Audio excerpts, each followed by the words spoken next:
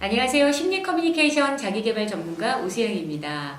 제3탄 무슨 말을 그따위로 하십니까?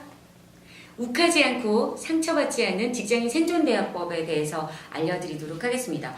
오늘은 4장 두 번째 꼭지에 해당되는 부분인데요. 4장 두 번째 꼭지의 제목은 이렇습니다. 현명하게 거절하는 요령, 상사의 부탁에 무조건 예스를 해야 할까? 이런 고민들 하시는 직장인분들 많으실 텐데요. 자, 그러면 책 속으로 들어가 볼까요? 현명하게 거절하는 요령, 상사의 부탁에 무조건 예스를 해야 할까? 상사의 부탁을 거절하기 힘들어요. 상사의 부탁은 무조건 예스를 해야죠. 이렇듯 직장 상사의 부탁을 거절하지 못하거나 상사에게 잘 보이기 위해선 어떤 부탁이든 들어줘야 한다고 생각하는 분들이 많을 텐데요. 과거 수직적 직장 문화에서는 상사의 요구에 대한 거절은 금기에 가까웠지만 지금은 상황이 좀 많이 달라지지 않았을까 싶습니다. 직원의 무조건적인 예스는 그 자신은 물론 직장 상사에게도 결코 도움이 되지 않는다는 인식이 생겼기 때문일 텐데요. 가령 상사가 무리한 업무 진행을 직원에게 요구했다고 합시다. 직원은 역량면에서 감당하기 힘들 수 있습니다. 이때 과거에는 울며 겨자 먹기 식으로 되든 안 되든 요구를 받아들여야 했는데요. 그렇게 해서 성과가 나면 좋지만 좋은 성과가 나오기 힘든 게 사실입니다. 따라서 직원이 솔직하게 상사의 요구에 거절하는 게 나을 수 있습니다. 저는 그 업무에 맞지 않아서 못합니다.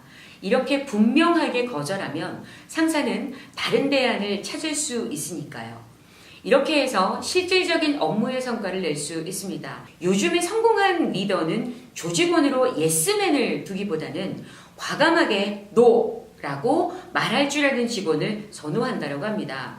리더는 어떻게 성장하는가라는 책의 저자 맨프레드 캐치드 브리스 교수는 이렇게 말하고 있습니다. 강한 카리스마를 지닌 우두머리 수컷 타입의 리더는 위기 상황에 잘 대처하고 단기간 성과를 내는데 효과적이지만 결국 주변에서 그의 주장에 맞장구 쳐주는 예스맨만 남을 위험이 크다라고 얘기를 하고 있는데요. 지금은 너무나 변화가 심해서 한 사람의 재능으로 시대를 버텨낼 수 없는 지경에 이르렀기 때문에 예스맨들을 이끄는 리더가 아니라 조직원의 여러 의견을 듣고 조합할 줄 아는 공감형 리더의 능력이 더 필요한 때가 아닐까 싶습니다. 직장에서 상사가 직원에게 하는 요구나 부탁은 다양합니다. 업무도 있지만 회식이나 사적인 일도 있는데요. 직위가 낮은 직원은 상사가 설령 업무와 상관없는 일을 부탁하더라도 쉽게 거절하기 힘들 겁니다.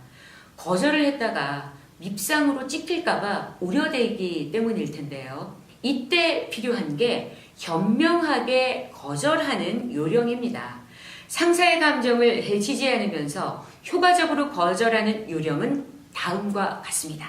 책에는 이렇게 기술하고 있는데요. 첫째, 신속하게 거절하라입니다.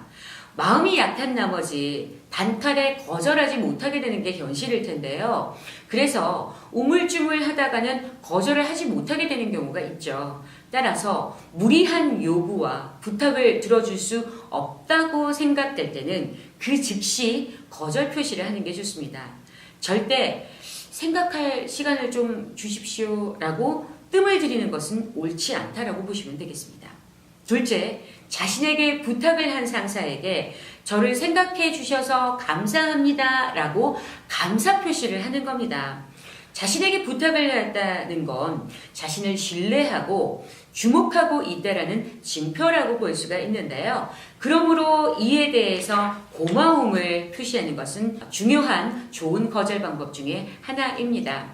셋째, 거절할 수밖에 없는 충분한 이유를 대라입니다. 거절을 했다면 그 이유를 충분히 알려주는 것이 무엇보다 중요할 텐데요. 거절을 했다면 그 이유를 충분히 알려주세요. 시간이 부족하다든지 역량이 부족하다든지 그 이유를 자세히 설명해 주는 겁니다. 그래야 상대가 거절을 납득할 수 있으니까요. 넷째, 애정 있게 배려하는 말을 하라입니다.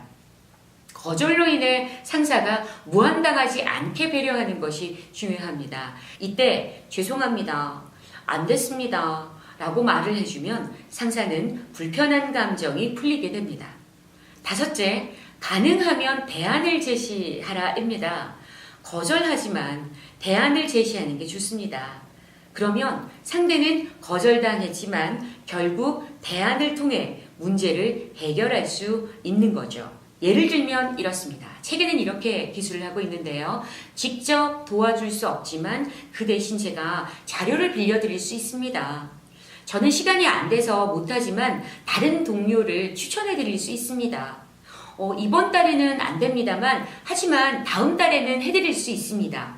이렇게 언급을 하고 있습니다. 지금까지 현명하게 거절하는 요령, 상사의 부탁에 무조건 예스를 해야 할까 편을 읽어드렸습니다. 다음 시간에는 더 알찬 내용으로 찾아뵙도록 하겠습니다. 잘 적용해 보시고 활용해 보셔서 거절해도 서로 상처받지 않고 유연한 관계를 유지할 수 있는 직장인 리더가 되시기 바랍니다. 고맙습니다.